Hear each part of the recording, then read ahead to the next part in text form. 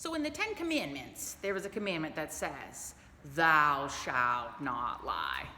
Do not lie. You know, God doesn't want us going around lying to people. That's pretty easy to understand. But we might be lying to ourselves every day. Do you lie to yourself? You might. Answer this question. Who are you?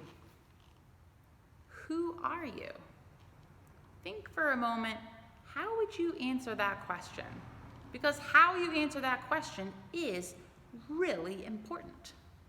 If somebody were to ask me that question, I might say, I'm Elizabeth. But really, Elizabeth is my name. It's not who I am. So there was a man named Henri Nouwen, and he was a Catholic priest. And he said that there are 3 big lies that we tell ourselves about who we are. And these lies are huge. These are lies that many people live by. The first is, I am what I do. I am what I do. Are you what you do? No. You play soccer, you dance, you volunteer, you sing, you build Legos, you ride bikes, you swim, you help out, you ride horses, you play basketball. You may do those things, but that's not who you are. Think about it. Who you are isn't something that you can lose, right? So you can't be what you do because you might not always be able to do those things.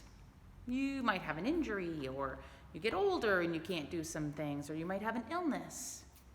I am what I do is a lie. Number 2, I am what I have. Lots of people believe this lie. People link what they have to how they feel about themselves. So if they have nice things like a house and a car and maybe even a boat, well, they feel good about themselves. But if they don't have new things, then they feel kind of crummy about themselves.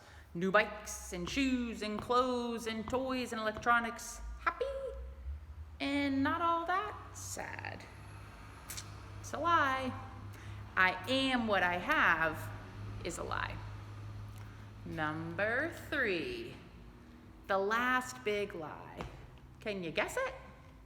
The last big lie is, I am what other people say about me. This can be the hardest lie to stop believing. Whenever someone speaks nicely about you, think about it. When they say, oh, they're so great. What a nice kid. Oh, you feel yourself, you kind of puff up a little bit, right? You feel pretty good about yourself. But what happens when someone isn't speaking so nicely about you, or even speaking unkindly to you, telling you what they don't like about you? Well, that might stay with you all day or all week. What someone says about you isn't who you are. Who you are doesn't go up and down and up and down, depending on what you do or what you have or what other people think about you. Who you are is God's child. Who you are is God's beloved.